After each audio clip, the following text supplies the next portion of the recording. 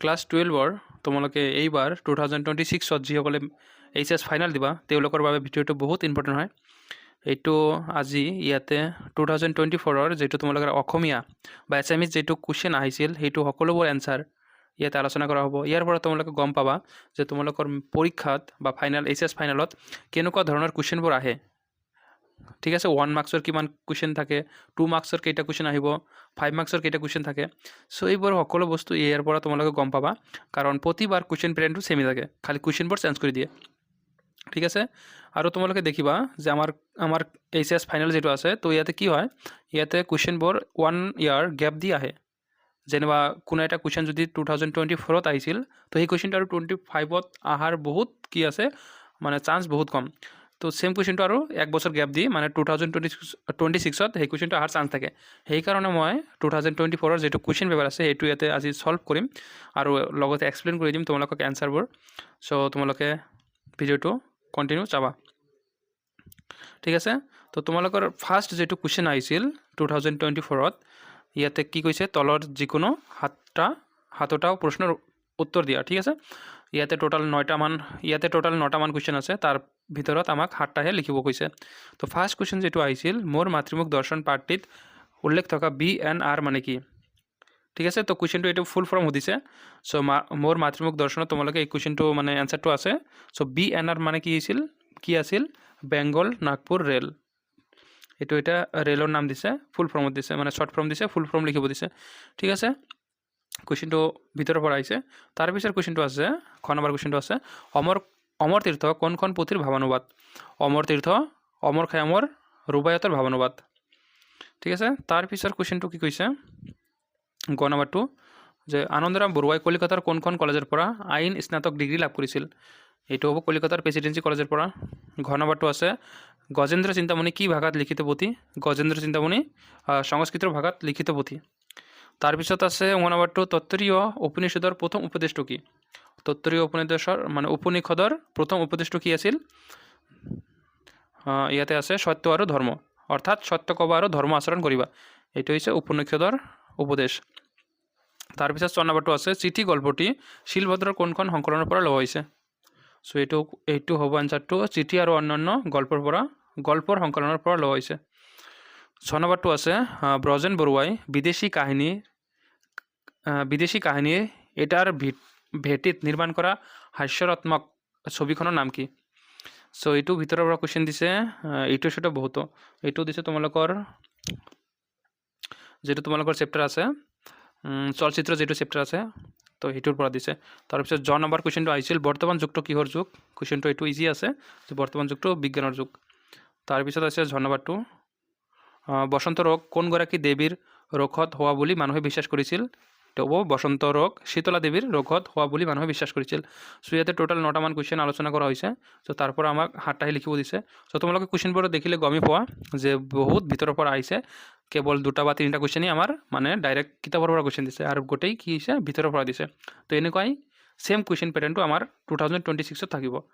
ঠিক আছে, চ' তোমালোকে গম পাবা যে কেনেকুৱা ধৰণে আমাৰ কিতাপ পঢ়িব লাগিব একচুৱেলি। চ' তাৰপিছত 2 মাৰ্কছৰ কুৱেশ্যন দিছে, যিকোনো 7টা লিখিব কৈছে। ইয়াতেও 9টামান কুৱেশ্যন আছে। চ' ফাৰ্ষ্ট কুৱেশ্যনটো কি কৈছে, মুখ দৰ্শন শব্দ দুটাৰ জৰিয়তে লক্ষ্মীনাথ বেজবৰুৱাই প্ৰকৃতাৰ্থত কোনগৰাকী মাতৃৰ মুখ দৰ্শনৰ কথা কৈছে? ঠিক আছে, ইয়াতে মানে কোন মাতৃৰ কথা কৈছে, আৰু এটা কুৱেশ্যন আছে, কোন ঠাইৰ পৰা তেওঁ মাতৃমুখ দৰ্শন কৰিবলৈ আহিছিল? চ' তোমালোকে জনাই যে মোৰ মাতৃমুখ দৰ্শন যিটো চেপ্টাৰ আছে, তাত লক্ষ্মীনাথ বেজবৰুৱাই কৰ্মৰ ক্ষেত্ৰত অসমৰ পৰা তেওঁ ক'ত গৈছিল? উৰিষ্যাত গৈছিল। ঠিক আছে, উৰিষ্যাৰ সম্বলপুৰত গৈছিল। চ' তাৰ পৰা তেওঁ 30-40 মান বছৰ পিছত যেতিয়া অসমত পুনৰ আহিবলৈ লৈছিল, তেতিয়া তেওঁ অসমক মাতৃ বুলি কৈছিল। ঠিক আছে, অসমক মাতৃ বুলি মানে অভিহিত কৰিছিল। তাৰপিছত কৈছে কোন ঠাইৰ পৰা তেওঁ মাতৃমুখ দৰ্শন কৰিবলৈ আহিছিল? সেইটো হ'ব এনচাৰটো, উৰিষ্যাৰ সম্বলপুৰৰ পৰা। ইয়াতে এনচাৰটো আছে, তোমালোকে ভালকৈ পঢ়ি ল'বা, মিলাই লেখা আছে ইয়াতে। তাৰপিছত আছে ইয়াতে খ নম্বৰটো, যতীন্দ্ৰনাথ দুৱৰাই কোন দুখন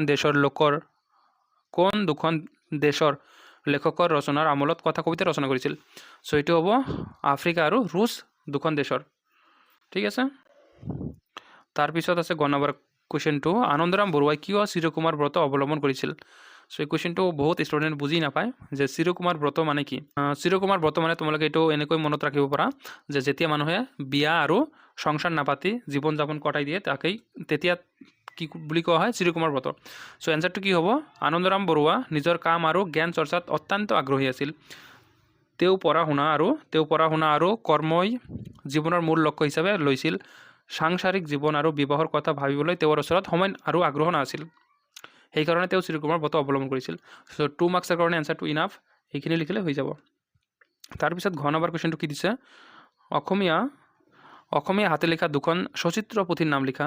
সো ধৰ্মপুৰাণ আৰু গীত গোবিন্দ মই লিখি দিছোঁ, আৰু 4টামান আছিল। সো মানে আৰু টোটেল 4টা আছে তোমালোকৰ কিতাপত। সো তাৰ পৰা মই 2টা লিখিছোঁ আৰু 2টা আছে। সো তোমালোকে যিকোনো 2টা লিখিলে হ'ব।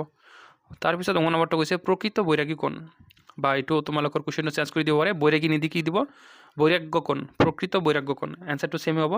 ঠিক আছে, প্ৰকৃত বৈৰাগ্য কোন হয়, যাৰ ওচৰত মানে সকলো বস্তু আছে তথাপিও বস্তুৰ প্ৰতি কি নহয় আসক্ত নহয়। ঠিক আছে, আছে আৰু মানে সেইটোৰ প্ৰতি কি নহয় এট্ৰেকশ্যন নহয়, তাকেই প্ৰকৃত বৈৰাগ্য বুলি কোৱা হয়। তোমালোকৰ ইয়াতে এনচাৰটো বহুত সহজ ভাষাত লিখা আছে। চ' তোমালোকে পঢ়িবা, এইটো আৰামছে বুজিব পাৰিবা। ঠিক আছে, তাৰপিছত 6 নম্বৰটো এনচাৰটো আছে যে শিলভদ্ৰৰ গল্পৰ 2টা বৈশিষ্ট্য লিখা। চ' এই কুৱেশ্যনটো তোমালোকে ইয়াতে এনচাৰটো আছে যে শিলভদ্ৰ যিটো মানে গল্প লিখিছিল তাৰ বৈশিষ্ট্য লিখিব গৈছে। চ' এটা 2টা বৈশিষ্ট্য আছে। মই প্ৰথম বৈশিষ্ট্য আছে, তেওঁ বাস্তৱ জীৱনৰ সৰু সৰু ধাৰণা ঘটনাক বিষয় কৰি গল্প ৰচনা কৰে। আৰু 2 নম্বৰটো আছে, তেওঁৰ ভাষা সৰল আৰু বৰ্ণনা সংক্ষিপ্ত হোৱাৰ বাবে গল্পসমূহ সহজে পঢ়িব পাৰি। তাৰপিছত 6 নম্বৰটো আছে, খাচীৰ লোককথাৰ ভেটিত ভূপেন হাজৰিকাই নিৰ্মাণ কৰা ছবিখনৰ নাম কি, কোন চনত ছবিখনে মুক্তি লাভ কৰিছিল। এনচাৰটো কি হ'ব, এনচাৰটো হ'ব প্ৰতিধ্বনি। ঠিক আছে, আৰু ছবিখনে 1965 চনত মুক্তি লাভ কৰিছিল। তাৰপিছত জনাবাৰটো আছে, আজিৰ বিজ্ঞানী এজনে পৰ্যবেক্ষণৰ বাবে ব্যৱহাৰ কৰা দুবিধ যন্ত্ৰৰ নাম পাঠত দিয়া অনুসৰি লিখা। ঠিক আছে, তোমালোকৰ কিতাপত যিটো আছে বিজ্ঞানীয়ে ব্যৱহাৰ কৰা যিকোনো 2টা যন্ত্ৰ সেইবোৰে লিখিব লাগিব, বেলেগ লিখিলে নহ'ব। ঠিক আছে, চ' তোমালোকৰ কিতাপত 4টা 5টামান যন্ত্ৰৰ নাম দি আছে, তাৰ ভিতৰত মই 2টাই লিখিছোঁ। এটা হৈছে অনুবীক্ষণ যন্ত্ৰ আৰু এটা হৈছে লেজাৰ ৰশ্মি। পিছত আহিছে ব্যাখ্যা কৰা যিকোনো এছোৱা, যিকোনো এটা ব্যাখ্যা কৰিব দিছে। ইয়াতে টোটাল আমাৰ কেইটা আছে, টোটাল 3টা দিছে। চ' ইয়াতে মই ব্যাখ্যাবোৰ বহুত সহজ ভাষাত কৰি দিছোঁ। চ' তোমালোকে ইয়াৰ পৰা লিখি ল'বা। ফাৰ্ষ্ট যিটো ব্যাখ্যা আছে এইটো তোমালোকৰ মোৰ মাতৃমুখ দৰ্শনৰ পৰা দিছে। চ' ইয়াতে তোমালোকক ইয়াৰ পৰা তোমালোকে লিখি ল'বা, বহুত ইজিভাৱে মই লিখি দিছোঁ। ঠিক আছে, খ নম্বৰটো ইয়াৰ পৰা দেখিবা, এইবোৰ অহাৰ বহুত চান্স আছে, কাৰণ এইবোৰ 2024ত আহিছিল, 2025ত এইবোৰ অহা নাই, বেলেগ আহিছিল। চ' 2026ত এইবোৰ অহাৰ বহুত চান্স আছে ব্যাখ্যাবোৰ। গ নম্বৰটো এনেকুৱা আছে, এনচাৰটো তোমালোকে ইয়াৰ পৰা লিখি ল'বা। তাৰপিছত 4 নম্বৰটো ইয়াৰ পৰা যিকোনো মানে কুৱেশ্যন লিখিব দিছে 2টা 4 মাৰ্কছ কৰি। ঠিক আছে, 4 মাৰ্কছ কৰি নহয়, ইয়াতে 2 মাৰ্কছ কৰি দিছে। ঠিক আছে, যিকোনো 3টা কুৱেশ্যন দিছে, আৰু যিকোনো 4টা কুৱেশ্যন দিছে তাৰ পৰা যিকোনো 2টাই লিখিব দিছে। ঠিক আছে, চ' তোমালোকৰ কুৱেশ্যনবোৰ কিতাপৰ পৰা ডাইৰেক্ট দিছে।